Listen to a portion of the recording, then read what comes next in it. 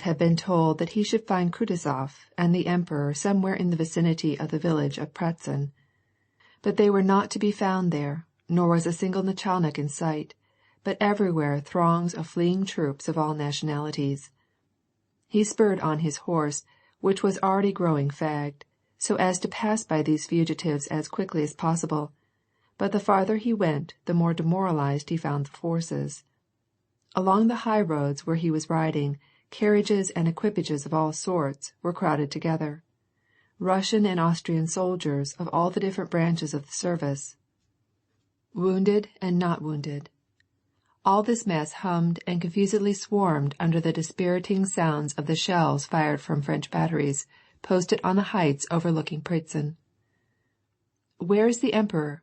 Where's Kutuzov?" asked Rostov of all whom he could bring to a stop, but not one could vouchsafe him any answer. At last seizing a soldier by the collar, he obliged him to reply. "Eh, brother, they've all been yonder this long time, all cut sticks," said the soldier, laughing for some reason, and breaking away. Releasing the soldier, who was evidently drunk, Rostov managed to stop the denshchik, or the groom of some person of consequence, and began to ply him with questions. The denshchik told Rostov that the Emperor had been driven by an hour before at full speed, in a carriage along this same road, and that the Emperor had been wounded. "It cannot be," said Rostov. "It must have been someone else." "I myself saw him," said the denshchik, with a self-satisfied laugh. "I ought to know the sovereign by sight. I should like to know how many times I have seen him in Petersburg. He leaned back in the carriage and was pale, very pale. Heavens, what a rate those 4 black horses thundered by us here. I should think I might know the Tsar's horses, and Ilya Ivanovitch. I guess Ilya, the coachman, wouldn't be very likely to drive by with anyone less than the Tsar." Rostov gave his horse the spur and started to ride farther. A wounded officer passing by turned to him. "Who was it you wanted?" asked the officer. "The commander-in-chief. He was killed by a cannonball, hit him in the chest, right at the head of our regiment." "Not killed, only wounded," said another officer. "Who, Kutuzov?" asked Rostov. "No, not Kutuzov, but what do you call him? Ah, well, it's all the same. Not many are left alive. If you go down yonder to that village, you'll find all the commanders gathered," said the officer, pointing to the village of Gostiradek, and he passed on. Rostov walked his horse, not knowing now where to go or whom to seek.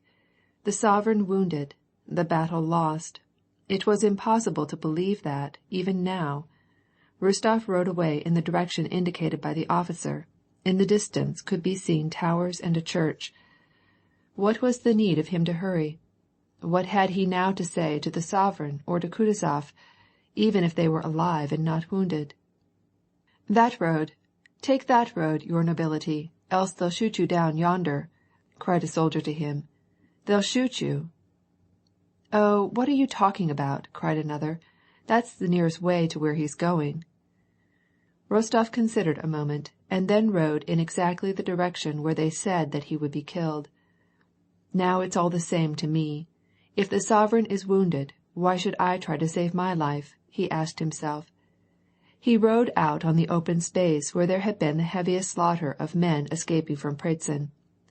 The French had not yet occupied this place, and the Russians, that is, those who were alive or only slightly wounded, had long before abandoned it. On the ground, like shocks of corn on a fertile field, lay 10 men, 15 men, killed or wounded, on every rood of the place. The wounded had crawled together, 2 or 3 at a time, and their cries and groans could be heard most gruesomely, though it seemed to Rostov that they were often simulated. He put his horse at a trot, so as not to see all these suffering men, and a great horror overcame him. He was not afraid for his own life, but lest he should lose the manliness which he felt was essential to him. He knew that he could not endure the spectacle of those unfortunate wretches. The French had ceased to fire on this field strewn with dead and wounded, because there was no longer any sign of life on it. But when they caught sight of the adjutant riding across, they turned one of their cannon on it, and sent a few balls after him. The sensation caused by these terrific whistling sounds, and the spectacle of the dead around him, aroused in Rostóv's mind an impression of horror and self-commiseration. He recalled his mother's last letter. How would she feel, he asked himself, if she should see me now, here in this field, with these cannon pointed at me? At the village of Gostiredek, the Russian troops were retiring from the field of battle in good order, though the regiments were mixed together. This was out of range of the French cannonballs, and the sounds of the firing seemed more distant. Here all clearly saw and openly confessed that the battle was lost. No one to whom Rostov applied for information could tell him where the Emperor was, or where Kutuzov was. Some declared that the report about the sovereign being wounded was correct.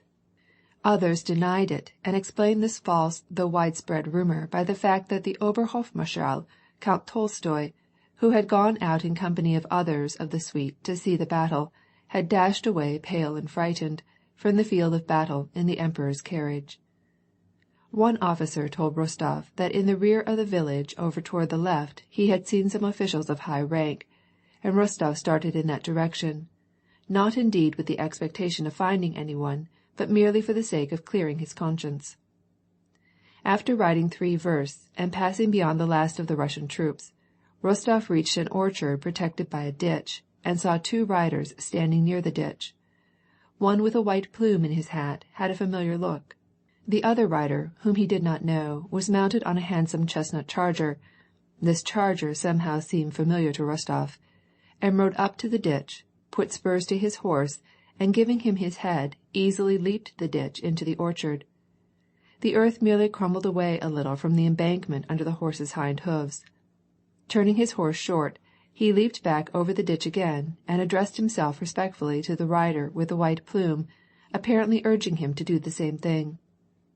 The rider whose figure Rostov seemed to recognize, and had therefore involuntarily attracted his attention, shook his head and made a gesture of refusal with his hand, and Rostov immediately by this gesture knew that it was his idolized, lamented sovereign.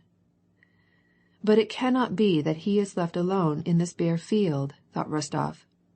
Just then Alexander turned his head so that he had a good view of those beloved features so sharply graven in his memory. The sovereign was pale, his cheeks sunken, and his eyes cavernous, but there was all the more charm, all the more sweetness in his features. Rostov was delighted to be convinced that the rumor of the sovereign's wound was false. He was happy to have seen him. He knew that he might, nay, that he ought, go straight up to him and deliver the message that had been entrusted to him by Dolgorukov. But just as a young man in love trembles and loses his presence of mind, not daring to say what he has been dreaming about night after night, and timidly looks around, in search of help or the possibility of postponing it, when the wished-for moment has at last arrived, and he stands alone with her. So also with Rostov, now that he had attained what he had yearned for more than all else in the world. He did not know how to approach his sovereign, and devised 1,000 excuses for finding it untimely, improper, and impossible. What? I might seem to be taking advantage of his being alone and dejected. An unknown face at this moment of sorrow might seem unpleasant and troublesome. Besides, what could I say to him now, when one glance from him makes my heart swell within me and seem to leap into my mouth? Not one of those innumerable speeches which he had so carefully prepared in case he should meet the Emperor now recurred to his mind. Those speeches were for the most part indicated under different conditions. They were to be spoken at the moment of victory and triumph. Above all, on his deathbed, when he sank under the wounds that he had received, his sovereign would come to see him and thank him for his heroic conduct. Thus he would show him his love sealed by his death. Besides, what now could I ask the Emperor in regard to his commands to the left wing, when now already it is 4 o'clock in the afternoon, and the battle is lost? No, really I ought not to trouble him. I ought not to break in upon his reflections. It would be better to die 1,000 times than to receive an angry look or an angry word from him. Such was Rostov's decision, and melancholy, and with despair in his heart he rode away, constantly glancing back at the Emperor, still remaining in the same undecided attitude. While Rostov was making these reflections and sadly rode away from his sovereign, Captain Von Toll galloped up to the same place, and seeing the Emperor went straight up to him, offered him his services, and helped him to cross the ditch on foot. The Emperor, wishing to rest and feeling ill, sat down under an apple tree, and Toll stood near him. Rostov looked from afar, and saw with jealousy and regret how Von Toll talked long and eagerly to the sovereign, and how the sovereign, apparently weeping, covered his eyes with one hand, and with the other pressed Von Toll's. "And I might have done that in his place," thought Rostov, and with difficulty restraining the tears of sympathy for his sovereign, he rode away in utter despair, not knowing now where he should go or for what reason. His despair was all the more bitter because he felt that his own weakness was the cause of his misfortune. He might, not only might, but he ought to have ridden up to the Emperor. And this was his only chance of exhibiting to the sovereign his devotion. And he did not take advantage of it. "Why did I do so?"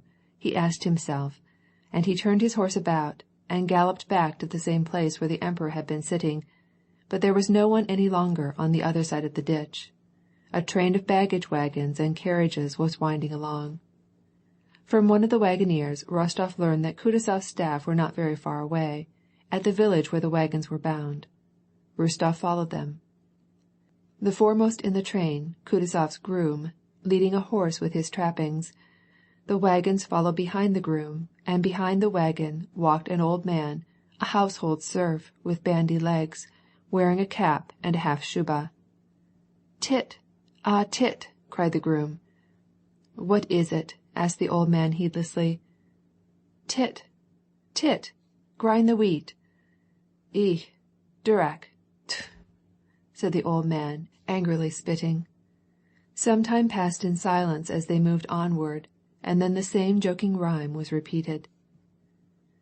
By 5 o'clock in the evening the battle was lost at every point. More than 100 cannon had already fallen into the hands of the French. Przewalski and his battalion had laid down their arms. The other columns, having lost more than half their efficient, were retreating in disorderly, demoralized throngs. The relics of Langeron and Dokhturov's forces, all in confusion, were crowded together around the ponds, on the dikes and banks of the village of Augest. By 6 o'clock the only cannonading that was any longer heard was directed at the dike of Augest by some of the French, who had established a large battery on the slopes of the Pratzer, and were trying to cut down our men as they retreated. At the rear, Dokhturov and some others, having collected their battalions, made a stand against the French, who were pursuing our troops. It had begun to be entirely dark. On the narrow dike of Augest, where so many years the little old miller had peacefully sat with his hook and line, while his grandson, with shirt sleeves rolled up, played in the water can with a palpitating silver fish.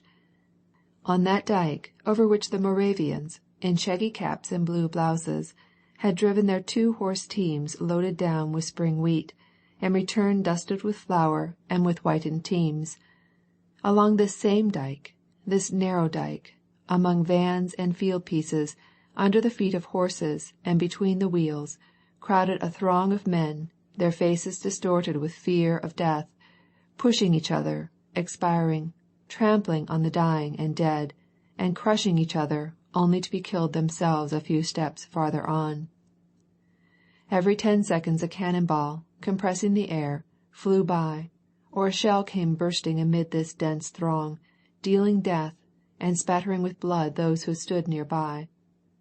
Dolokhov, wounded in the arm, on foot with 10 men of his company, he was now an officer again, and his regimental commander, on horseback, constituted the sole survivors of the whole regiment. Carried along in the throng, they were crowded together at the very entrance of the dike, and pressed on all sides, were obliged to halt, because a horse attached to a field piece had fallen, and the throng were trying to drag it along. One cannonball struck someone behind them. Another struck just in front and spattered Dolokhov with blood. The crowd moved on in desperation, squeezing together, and then halted again. If only we could make those 100 paces, and safety is sure. If we stay here 2 minutes longer, our destruction is certain," said each one to himself. Dólokhov, standing in the midst of the throng, forced his way through to the edge of the dike, knocking down 2 soldiers, and sprang out on the glare ice that covered the pond. "Turn out this way," he cried, sliding along on the ice, which bent under his weight. "Turn out," he cried to the gunner. "It will hold! It will hold!" And it was evident that it would immediately give way, if not under his weight alone, certainly under that of the field piece or the throng of men. They looked at him, and crowded along the shore, not venturing to step upon the ice.